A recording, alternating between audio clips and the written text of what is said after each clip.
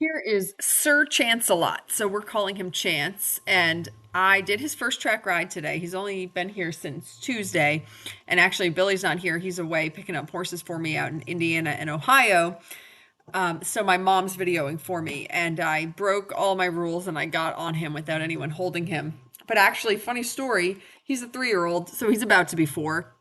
But for whatever reason, I think because I've just got so many new horses all at the same time, and because he was acting so mature, I had it in my head for some reason that he was a 5-year-old. And so, yeah, when I swung up on him this morning in the cold and the breeze, all by myself with no one helping me, I was thinking he was a 5-year-old, which is sort of hilarious. And then I came in here and I was doing this video and I looked up his information to make sure I knew what I was talking about. And obviously, I didn't know what I was talking about because in fact, he's a 3-year-old.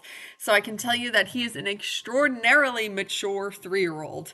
But actually, it's not totally surprising because he had a bunch of starts as a 3-year-old, some late in his 2-year-old year, but he's a 3-year-old with 17 starts and not a lot in earnings. And he hasn't hit the board since January. So he basically ran all year super unproductively. So he ran a bunch and definitely the right call to say that this horse does not want to be a racehorse. And he's been here since Tuesday. He last raced on October 8th, so less than 10 days ago. He ran his last race. And he's just been such a good guy since he got here. I don't know. I've spent the last 3 or 4 days thinking he was a 5-year-old. So I'm just laughing at myself because I'm so ridiculous. So this was a very informal ride because, like I said, Billy's not here. All I have is my mom taking video, so there's no formal pictures. We haven't been able to stand him up for his confirmation pictures or anything like that. But I just thought, since I have the time and my mom's here to help if I wanted to get some video and he was just acting so well mannered, I thought, why not just get up there and see what he's all about. So this is just an introductory meet and greet, get to know you session to see what I'm working with. And I sort of went into this with the thought of, listen, if we get out to the ring and he seems really anxious, or I stand up on the mounting block and I'm just not getting a good feeling and he feels tense or on the muscle or worried or whatever it is, I'm just not going to do this today, right? It's just not that important. It doesn't need to happen today. If the horse needs a few more days to settle in and I need Billy there on the ground for support, there's absolutely nothing wrong with that.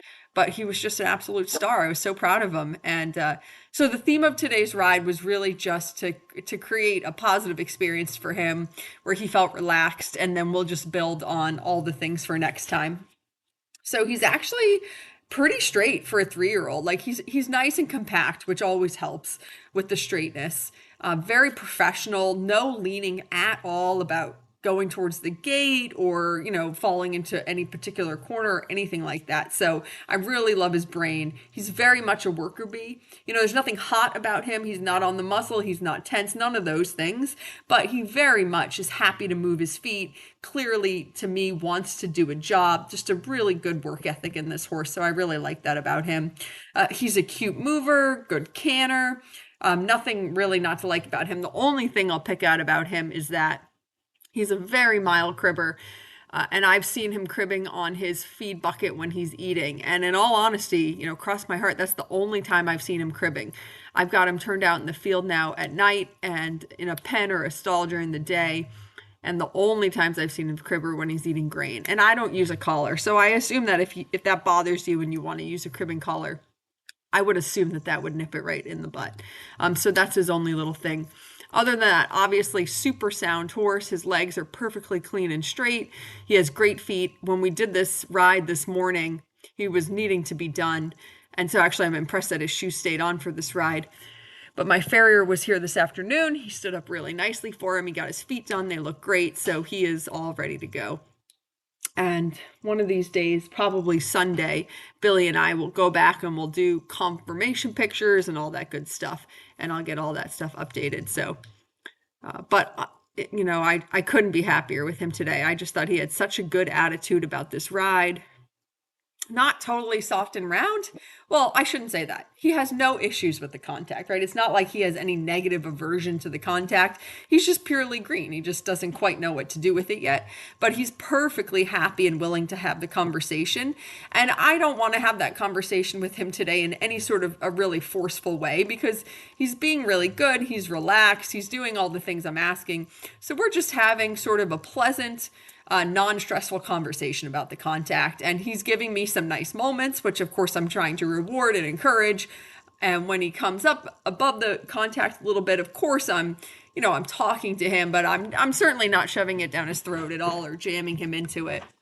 I want the sort of like the mentality, the mindset, the relaxation to stay before all else at this point, because there's really just no reason to rush it. He's obviously going to figure it out. He wants to get it.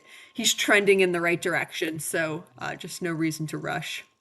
He's funny with his leads. He doesn't have one way that's easier or harder than the other. He's very easy left to right. He happily offers both leads in either direction. So really just sort of a very clean slate in that regard.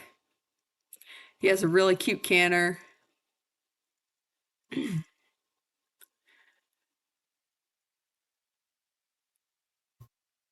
I did sit obviously a little bit here. I actually felt like he had an easier time sort of softening across his top line when I was in half seat. I just think he doesn't quite have the strength yet across his back to quite hold it with me sitting. So I think here when we go to the right, I sort of took that information from the left, and I stayed in a little bit of a lighter seat cantering to the right, and he was actually a lot softer and rounder in the canter. So that's no big deal. Just needs some strength. He's just a 3-year-old. There's no rush. He's just being a good boy for being willing to give it a go.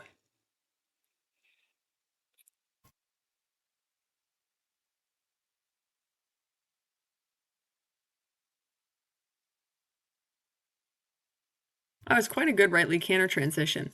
The first couple of times I asked him to canter, he just doesn't understand the cues yet. So he just really wanted to do, and I should also preface this with, I'm not, using really sharp, hard aids at first. I always sort of start in a whisper and increase the volume of my aids as needed. So the first time I'm asking him to canter, I'm doing it very lightly, because should he want to pop right into the canter, I don't want to overuse my aids. So the first time or two I asked, we just sort of did a big trot.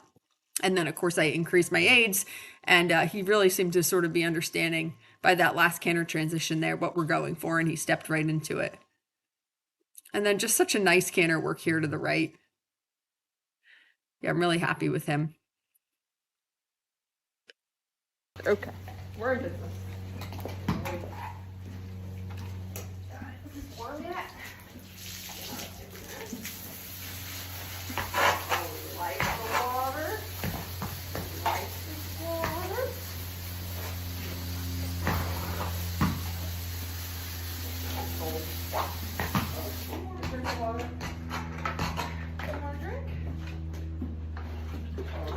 Good idea.